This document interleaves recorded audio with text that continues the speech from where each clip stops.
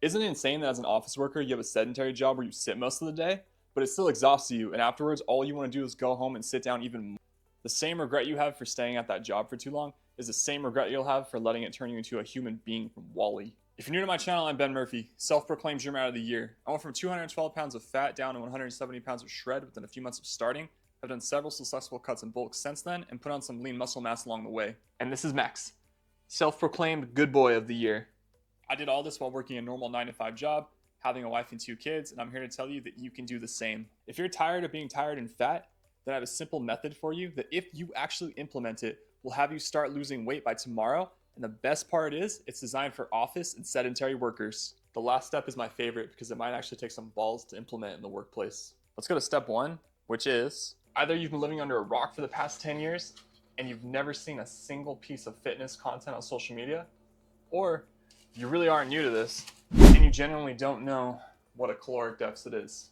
But yeah, caloric deficit, even though I'm going through it fast, it is the most important part of the weight loss process. You have to be in a caloric deficit to lose weight. If anyone else tells you otherwise, they're full of shit. So here's a simple analogy. Let's say this plate of 4 whole eggs represented your daily caloric intake, and each egg represented 500 calories. 5 times 4, that's 2,000 calories. I know each egg is only 60 calories, not 500, but this is just for the example's sake. So 2,000 calories total. If you just simply took one of these eggs out of your daily intake, 3 eggs left, 1,500 calories for the day, by far the easiest way to lose weight is just go into a 300 to 500 caloric deficit. It's not rocket science and it's not groundbreaking. Like I said, if you've been on social media, if you've been on fitness social media at all for the past 15 years, you definitely know about this, but wanted to cover it real quick and give an idiot-proof perspective on what being in a caloric deficit actually is. Like I said, that's the most important thing if you want to lose weight right there. You will not lose weight unless you're in a caloric deficit. The easiest way is to just eat less food. Very simple. Keep eating whole foods, just eat less of them. What you don't want to do, bring up your cardio to a super high, crazy level while also being in a caloric deficit, because really that's just too much for your body. Also be a little too much for your mind too. If you don't think you can do a 500 caloric deficit, then just do a 300. You'll still, no matter what, you are going to go to bed a little bit hungry every night, but with only not eating 300 calories, it's not that bad. You'll definitely be able to go 30 and make progress every day. So yeah, if you don't know your maintenance calories, go to mytdee either .com or .org, enter in the super simple info it asks you for, and it'll give you your maintenance calories right away. This is a rough estimate of your maintenance calories, but it is super close. That's the calculator I first used when I wanted to drop all that weight, and it worked fine. It's not that far off. It'll definitely work for you. Now that we got the most obvious step out of the way, let's go ahead and move on to step 2, which is AM or PM workouts. Now, too often when I see office workers or my friends who work sedentary jobs, I see that they don't hit the gym, and usually they opt to just skip it all together. A big excuse for them, and the most common one I always hear is, oh, after work I'm too tired to go. Oh, I fell asleep and I just want to make sure I get all my sleep so I can't go in the morning. After work I'm just exhausted and I want to go home and rest, watch Netflix, and chill. You will lose weight by simply being in a caloric deficit, but that's not what I want for you. And if you knew any better, that's not what you'd want for yourself. Simply losing weight is not going to fix all your problems. You are still going to look like a skinny, fat sack of garbage. That's not what I want for you. That's not what you want for yourself. What do I mean by skinny fat? Skinny fat is the guy you've known your whole life who can eat a lot of food, but doesn't seem to get fat everywhere on his body. Just in particular, he gets fat, or not even fat, but just bigger on his midsection, his love handles, typically those areas. I know he's not very muscular, but at least he's not fat. Good for you, dude. You're not fat. You're not fat in the general public's view, but for anyone that knows even a little bit about being fit and healthy, you're still out of shape. Skinny fat does not equal healthy. It's barely a step better and above being real fat. Barely. For far too long, it's been an excuse from office and sedentary workers that they can't go to the gym because they're burned out from their job. Motherfucker, I know plenty of people, including myself, who have worked construction and gone to the gym in the past. Try being in a job where you need to do physical manual labor, and then on top of that, going and doing more physical labor because you know it's the right thing to do after you're done with that job. When I was doing wildland firefighting, when we're out on fires, I would do what's called grade work, where that's going out and basically doing hard-ass landscaping, chopping down trees, clearing homeless encampments around the highways, just really nasty stuff, and get a bodybuilding workout in. The majority of the guys, after we were done with that, the majority of the guys on my crew would go back to where we lived and shoot out to the gym and get a bodybuilding style workout in, because we knew lifting weights, resistance training, calisthenics, that was still the way. That was still the right thing to do. By the way, this is definitely one of my favorite bicep exercises right here, is incline curls. If they hurt your elbow, just don't lock out your elbow all the way. You need to be honest with yourself and stop making excuses. Get your ass to the gym either before or after work, AM or PM. Myself, I'm an AM guy. I always have been. Well, I have been for a long time. PM workouts are great. I actually really love doing a workout late at night and then an hour or two later going to bed. I feel ready for bed. I feel good, ready to go. I've been an AM workout guy for the past 2+ years now, due to the fact that I have 2 little kids. I have a 5-year-old son, 2-year-old daughter, a beautiful wife. If I chose to go to the gym after work, this would impact the amount of time I have to spend with my family, my loved ones, after my 9 to 5. The gym is important. It's not everything. It's definitely not above my family, but it's also something I don't want to sacrifice. I want the best of both worlds, and trust me, you can do it. So I had to be at my job no later than 8 a.m. My commute is 45 minutes. The amount of time it takes me to get a proper workout in is almost always exactly an hour. An hour is the sweet, perfect spot for me. Sometimes it goes a little over. Sometimes I'll push it into an hour 15, but an hour is usually golden. It also takes me an hour to wake up and to go do this physical activity. So I know that if I want to work out in the morning and still be to work on time, I need to get up at 4:30 a.m., to hit the gym by 5:30, to be home by 6:30, eat my breakfast, change my clothes real quick, and then shoot out to work. Most of you guys watching this video probably live closer to your job than I actually do. Most people don't drive that far. Some drive even further. Most, however, is around 20 minutes. Every gym that I know of is either open 24 hours or they open up around 5 a.m. So either way, there's really no excuse for you not getting to the gym in the AM. I mean, what's your excuse? Most of you won't have to be at work till 8 or so. So get up at 5:30 or 6 even. Keep it to 45 minutes. Probably don't go under that. Go back to your place, eat food. If you want to take a shower, and then just shoot off to work. No excuse, and trust me, you'll got the most important thing. You'll probably have gotten the most important thing you're going to do that day, unless you have a family, of course, out of the way. Let's say that you really do love working on the PM. You're a night owl. That's your thing. I totally get it. Totally understand. It's cool. Like I said, before I had a family, I used to work on the PM too, and I loved it. Shoot, it's PM where I am right now. It's about 8:30 where I am right now. That's completely fine. It doesn't matter AM or PM. What's your preference? Just as long as you do get the workout in before your day's over and you go to sleep. What we don't want to see, however, is people making the excuse that they're tired to go to the gym after work. And that's something that comes up far too often. My biggest piece of advice to negate that would be to bring your gym clothes with you to work, and then as soon as you're done with work, shoot straight to the gym. Don't go home first. Don't go anywhere else first. Bring your clothes with you, either change at work or change at the gym, and then go crush that workout. That takes out most of the excuses. Usually it's when people get home after work, they get comfortable, they turn the TV on, they get a little bit of food, they get a beer. That's when they don't want to go out anymore. That's when they're done for the night. You got to skip that part. You got to make sure that part does not happen to you. Straight from work to the gym, cut out the middleman of going home, crush your workout, check that box off for the day. You did good. Also, never skip your pull-ups. Step 4, bring your own lunch. So making your food at home and bringing your own lunch to the office is going to do a few different really cool things for you. Number 1, and what's most important for weight loss, is you're going to actually be able to know how many calories is in the food that you're eating. No matter what we're trying to do with our weight, lose or gain, you need to know this. Number 2, although it's going to help you to lose weight and slim down, it's going to help your wallet to fatten up, which, let's be real, that's something we all desperately want to happen. Real quick, I've talked about this before, but if you're a noob, when you get into health and fitness, this is one of the cheapest things and one of your first purchases that you need to make. Food scale. Weigh your food out, put it into a nutrition app, or just Google how many calories is in the amount of weight of food that you're eating. That's how you'll know that you're not going over your calories.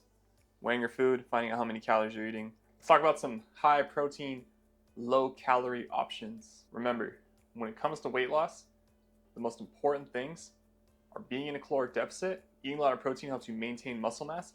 Also, the reason why I like to go high protein while cutting is because it keeps me satiated. I naturally have a big appetite. Protein tricks my brain into thinking that I'm more full than I actually am. If you're like me, that's what you need on a cut. Let's look at high protein, low calorie option. Tuna. This whole can is 42 grams of protein, which is great, by the way, for only 190 calories. Tuna is an amazing option for building muscle, losing weight, whatever you want to do. Unfortunately, not a lot of people like to eat it. I'll force myself to eat something I don't like for that benefit right there. It's all good. I actually love tuna. It's not a big deal. Other things that you can use as snacks, or maybe it'll keep you satiated enough or maybe it keeps you satiated or maybe it just will keep you full in general. It's up to you. That's up to the individual. this beef stick right here, 100 calories, and you're getting 10 grams of protein. So sure, not as good as the tuna, but still a quick, low-calorie, high-protein option. We got this in there, but that's for the kids. I don't eat that shit. Rice cakes. Great carbohydrate source, 50 calories per cake. So if you were to literally eat every single one of these cakes right here, that's only 150 calories, and it's going to take care of your carbohydrate needs. This right here is probably shoot, this might be like 30 grams of carbs right here. I forget, but that's not a bad trade. 150 calories for that. Check out these bad boys. I grabbed one of these earlier. Sparkling water, 0 calories, tastes great, helps with satiation. One of my daily go-tos, non-fat Greek yogurt. I eat this shit every day. This is my favorite brand right here, Fago. If you see this, sponsor your boy. Let's check it out. 3/4 of a cup is only 90 calories and has 18 grams of protein. Another great low calorie, high protein option. I got a bunch of other stuff in here. We got these, which is honestly for the kids. 30 grams of protein. What's the calories on this? 170. Not bad. Look, in today's world, there's really no excuse. I'll eat eggs for dinner too, fuck it. There's no excuse to get some high protein, low calorie options in. There's really not. Got other great low calorie snacks. For carbohydrates, blueberries, blackberries, raspberries. We got it all. So look, meal prep your lunch. The benefits are you know how many calories you're getting. You're definitely going to be eating healthier whole foods. Fattens the fuck out of your wallet. You really take care of your protein needs with low calorie options as well. They're also nutrient dense. If you're on the fence about it, this is kind of a no-brainer. Bring your lunch. Or if you're like me, I eat the same exact thing for lunch every day, but I don't bring it. I actually go out and buy it. So I'm at work, just got on lunch. I'm gonna show you where I go to get my lunch every day and also what I eat pretty much every working day. I eat the same things every work day of the week because I know exactly what I'm getting and I know exactly how many calories are in what I'm getting and all my macros. As boring as it is, eating the same thing every single day is a great way to hit your fat loss goals. I have a normal 9 to 5 that I work every day as well. This is what I do to keep my goals in check and on point. Whether I'm trying to bulk or cut, I eat the same things. I eat mostly the same things every day with a few variations here and there, but I'll show you guys exactly what I get. Also, yeah, technically I am eating out, but I go to a grocery store every day. And that just so happens to be America's favorite grocery store, Walmart. So no, you don't need to go to a health store like Trader Joe's or Lassen's every day to get your food. That's a bunch of bullshit. You can go to the cheapest grocery store, just like I do, pretty much the exact same foods. Yeah, at certain health stores, they do sell technically healthier whole foods, but the food they sell here, when you make the right selections, aren't bad at all, boys. You can get some very high protein, very nutrient dense whole foods from your Walmarts, your Ralphs, your Albertsons, whatever they call it in your areas. You can get that at these stores, no issue. I'm gonna show you what I get. Like I said, what I pretty much eat every day right now.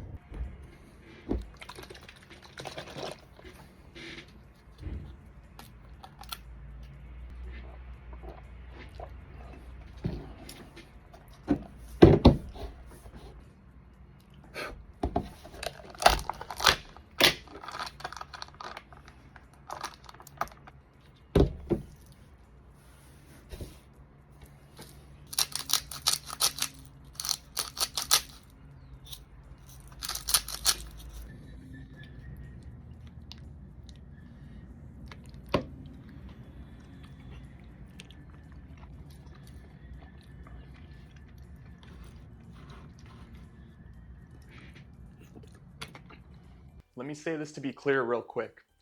Even if you think that you go out for lunch every day and get healthy whole food options, if you're overeating on calories, you will not lose weight regardless of the fact of the food is healthy or not. Also, just because you go to Chipotle doesn't necessarily mean the food is healthy to begin with. Sure, it's better than McDonald's, but nothing is gonna beat home-cooked food, knowing all the ingredients and all the calories that are in it because you made the food.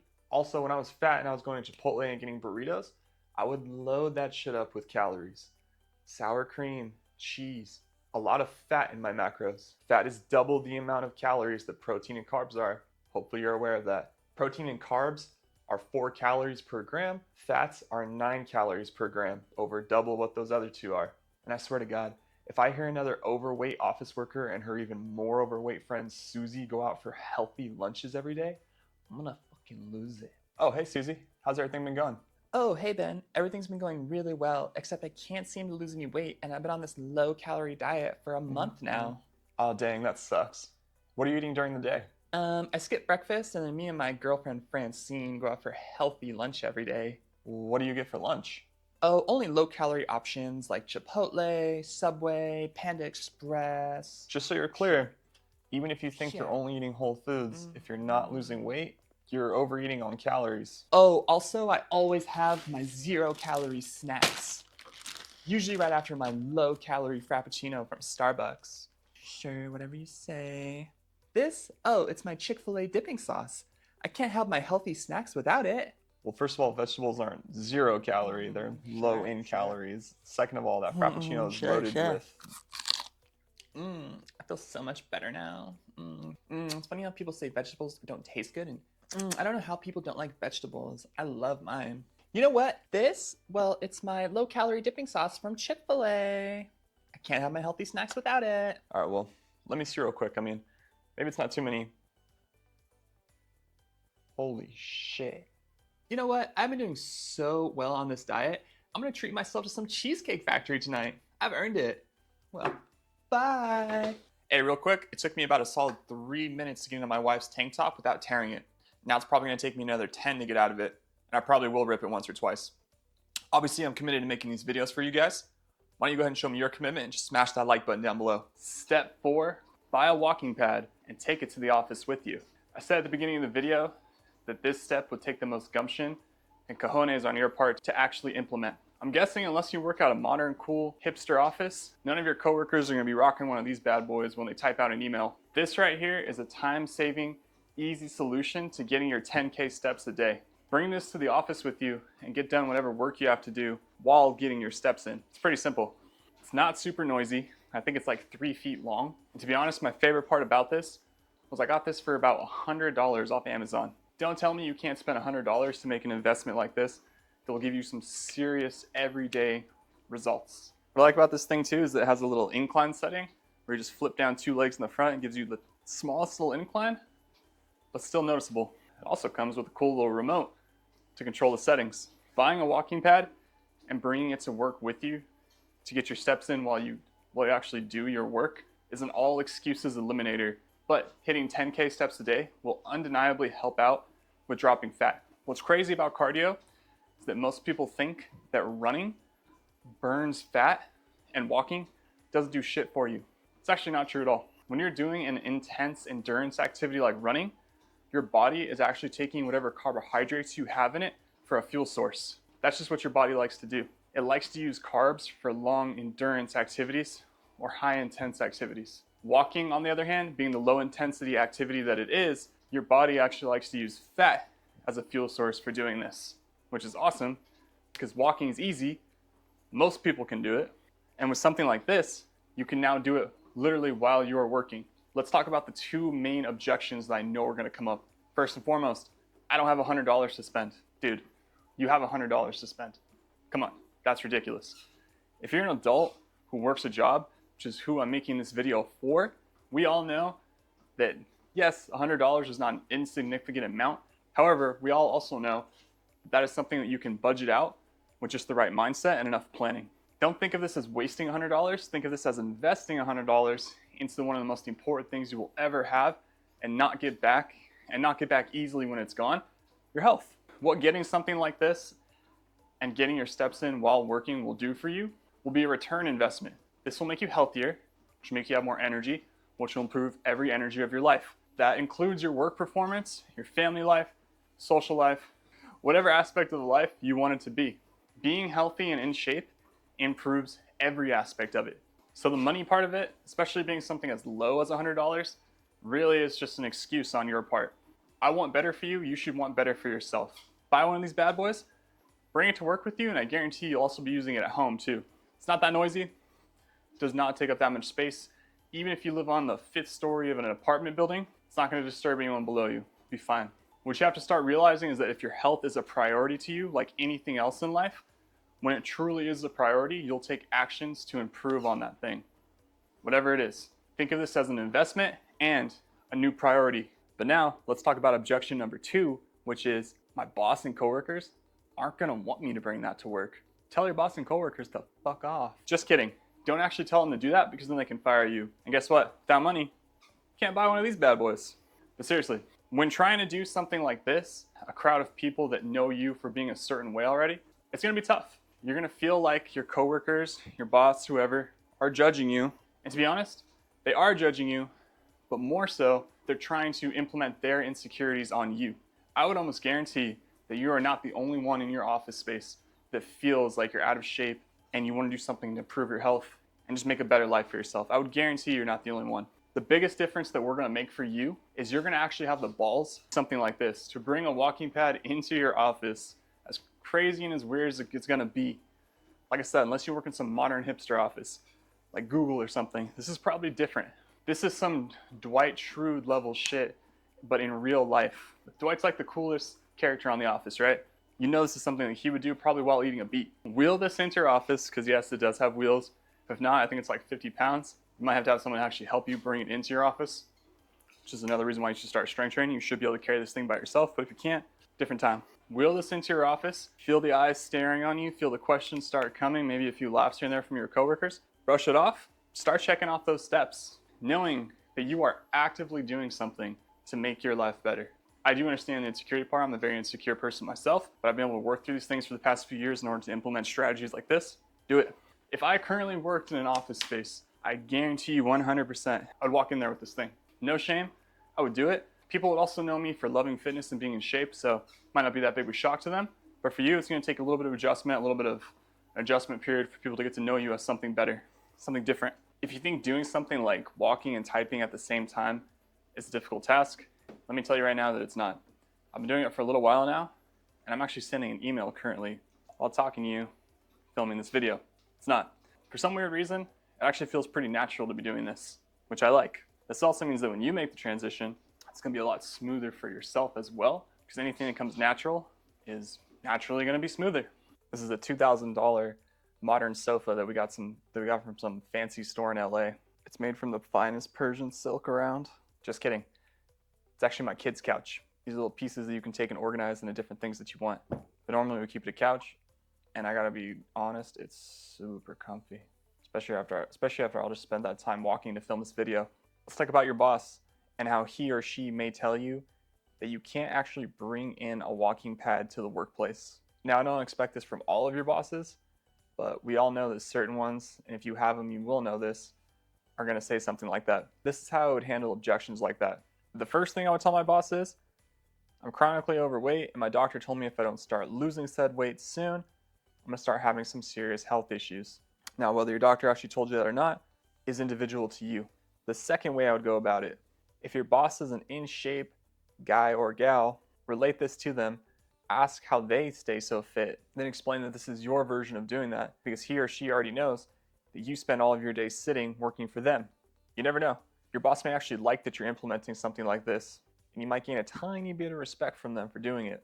On the other hand, if they themselves are overweight, now you have to come at it from a different angle. Honestly, I would just straight up ask them if they want to walk on it and try it. To be completely honest, it's a very cool tool for weight loss and health, but it is kind of a toy too. In the past few days that I've had this thing, my 5-year-old son has wanted to walk on it just as much as I have. What sucks though is that I walked away to use the bathroom and he actually fell trying to get off it and got kind of banged up. So definitely supervise your kids if you're going to let them use this thing. Besides the point. What I'm really trying to get across is you may initially come up against some opposition from people like your higher ups or even your peers. But like I mentioned at the beginning of this video, this is the step that's going to take the most bravery on your end. Almost nothing that's worth doing is easy. Now, maybe you're a person who isn't as insecure as the rest of us, doesn't really care how people judge them and what they think. If that's you, good for you. That's awesome. This is going to be a lot easier. Just walk right in, plug this thing in, start walking and typing. And congrats. That's rad.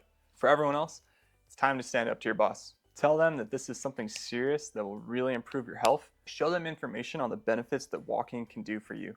Show them this YouTube video. That would actually help me out a lot. Also, don't forget to like this YouTube video. Besides the point. Walking just has too many benefits going with it for us to ignore it for 8 to 10 hours out of the day.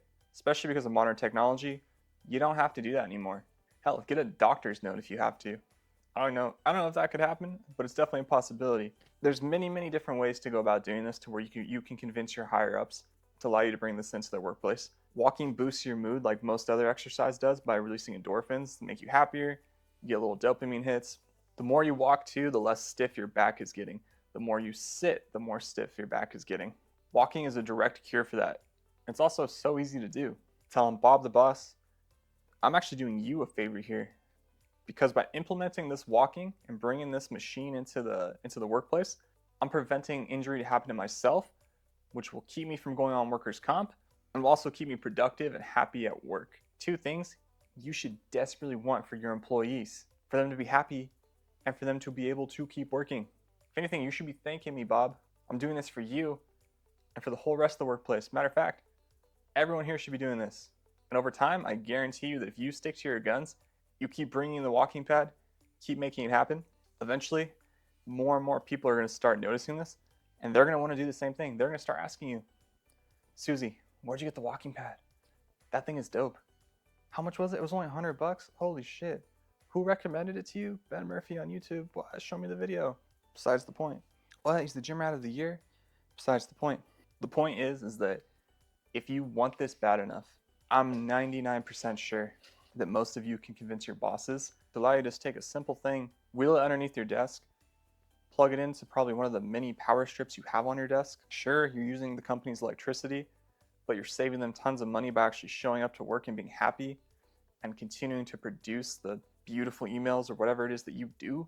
Another point of this video is that life is too short to be spent allowing your higher ups to tell you how to live your life and dictate the outcomes of your life. Luckily, in today's modern age, we have a lot of cool people that show us that we can live differently and earn different ways of income. You don't always need to be underneath someone's thumb like our parents and grandparents had to do.